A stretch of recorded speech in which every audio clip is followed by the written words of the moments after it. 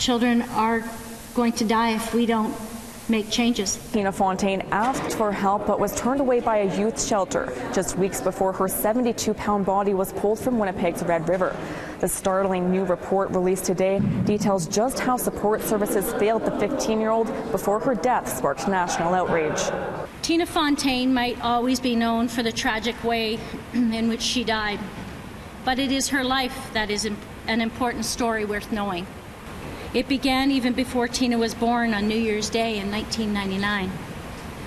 To know Tina's story, to really understand how she came to symbolize a churning anger of a nation enraged, each of us can look as far back as the arrival of European settlers and as close to home as the depths of our own involvement or indifference in the lives and experiences of Indigenous youth. Penrose says it's important to look at Tina's story in the context of intergenerational trauma, including residential schools and the 60s scoop. It led Tina down a road marked by mental illness, housing issues, addiction, and violence within her family.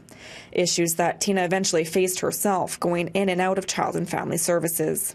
Her experience with CFS was described by one frontline worker as a jurisdictional nightmare, as agencies played hot potato.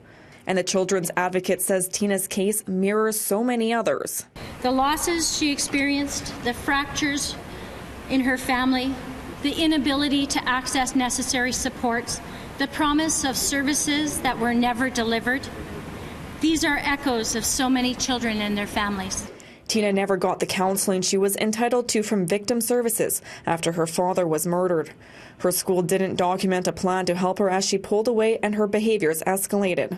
Social workers missed indications of her sexual exploitation and failed to do required parental assessments. Penrose recommends the Education Commission review responses to student absences and reduce suspensions. She wants Manitoba Health to release an implementation report for mental health and addiction supports for youth. She's recommending Manitoba Justice ensure services are child-centred and quickly delivered. She wants the province to introduce safe and secure treatment facilities and create a new protocol for missing youth. A staggering 600 children a month are reported missing to CFS intake in Winnipeg.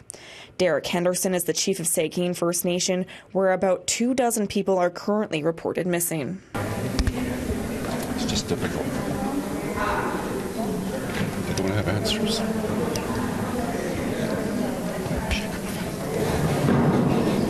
The Manitoba Advocate says she'll be tracking the government's compliance publicly. We expect the first follow-up in 6 months.